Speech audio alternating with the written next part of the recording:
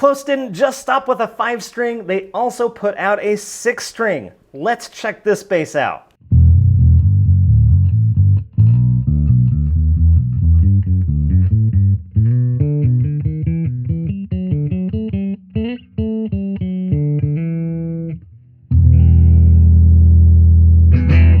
Now, where to even start with this thing? Well, let's start at the top, I guess.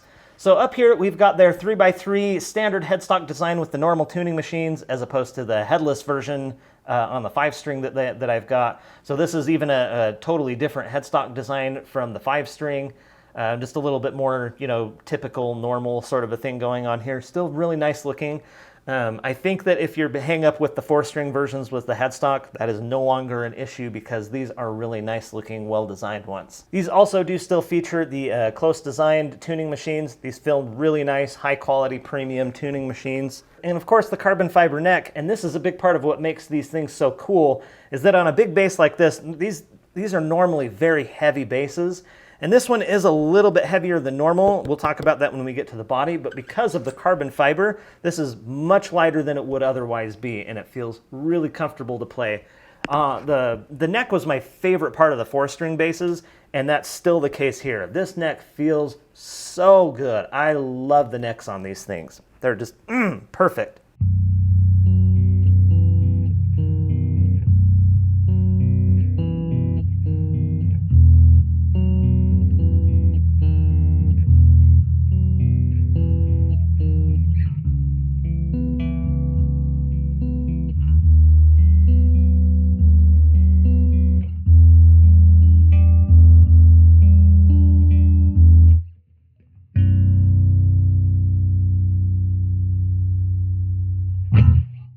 Down here in the pickups, we've got the Fishman Fluent setup. This is the exact same one that they had on the Apollo Pro versions.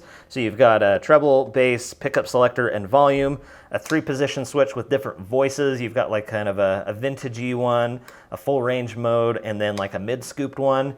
And then you also have a coil tap on the volume knob. Very cool. I actually really love the coil tap.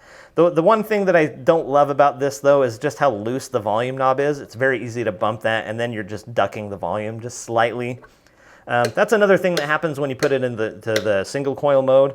But it's easy to adjust. You just give it a little more bass, a little more treble, whatever you want to do there, and that compensates for it very nicely, in my opinion. I'm actually really digging these electronics this time around. I feel like I was a little unnecessarily harsh on the electronics in my 4-string reviews. Especially didn't like this position, the vintage mode on this switch. But I'm having a much better time with this around. I feel like the EQ is just right. Like, it never goes too far, and it's really easy to dial in sounds that are good, and it's hard to find sounds that are bad. And I really love the way that the coil tap sounds. These pickups in single coil mode actually sound really, really great.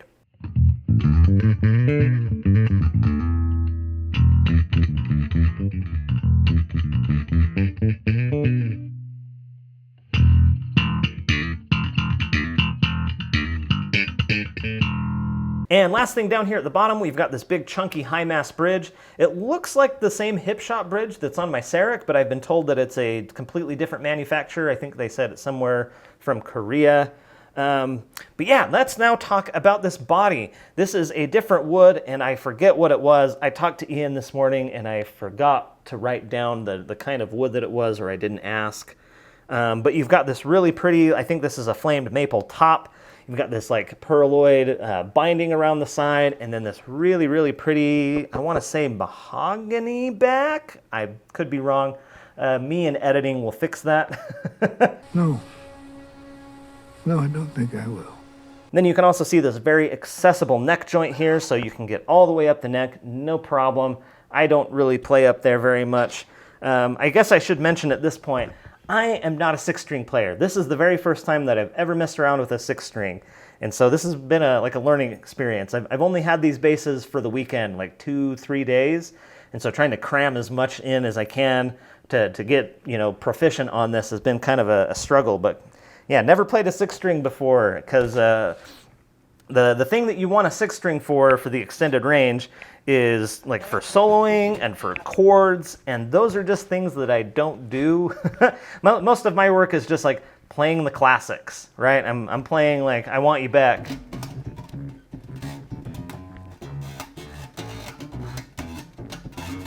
That's in the wrong key. So yeah, getting value out of this higher string is a little unfamiliar to me. I have a newfound respect for Thundercat because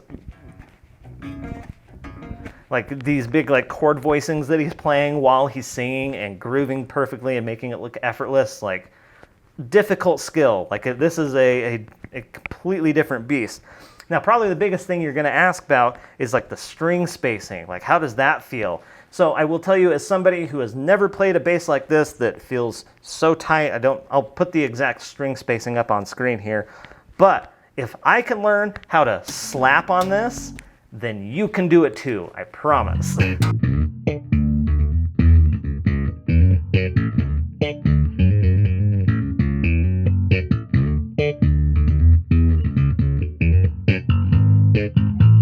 Seems like weirdly insulting to just play like regular 4-string stuff on this and just ignore these two. But that's what you've got to be able to do to properly play one of these. It's more about the notes you don't play. Like your muting skills are going to be put to the test.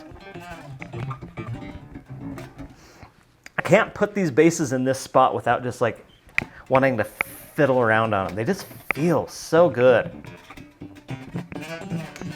And something I want to emphasize here is Klos is mostly just like an online made-to-order shop. So you're probably not going to get to try these out beforehand. And what I will say is that all of the Klos basses, I've probably played 8 or 10 of them at this point, they have all been remarkably consistent.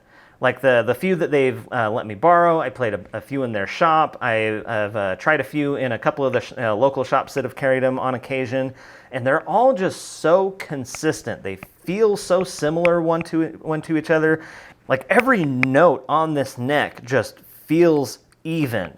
And that is not something you always get out of normal basses with the wooden necks. Like there's Fender basses tend to just always have like this weird dead spot like right around here in this range. And these just don't have that at all. Like every note just sings out of this thing, and it's really, really nice. It is unapologetically modern sounding, I will say. It's hard to get like classic tones out of this, but that's not why you buy a bass like this, right? You buy a bass because it sounds the way it does, and it sounds awesome. But you aren't going to get like warm vintage Fender sounds out of something like this. Like it's just not in here.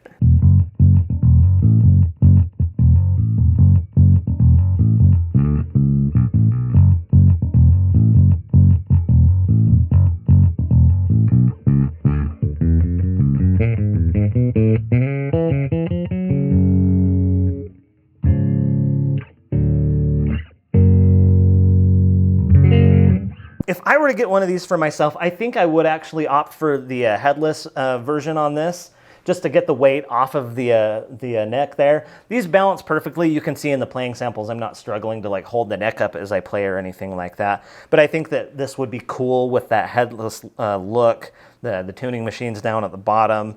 But yeah, same colors. I do the flame maple red, the white pickup covers.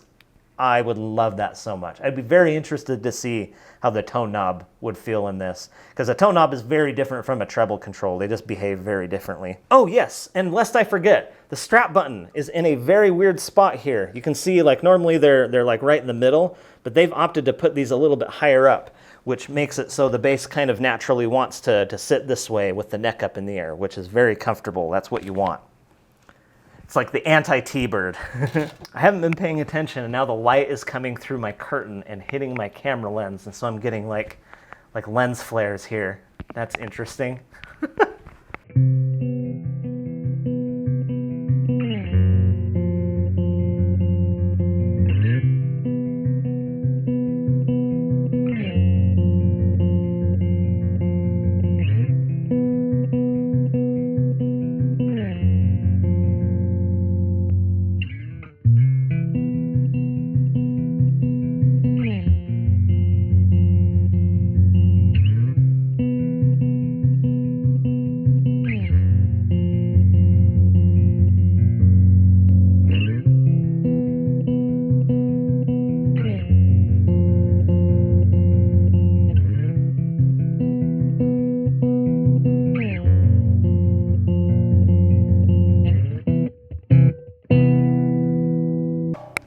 Yeah, really, really good, solid definition everywhere on the neck.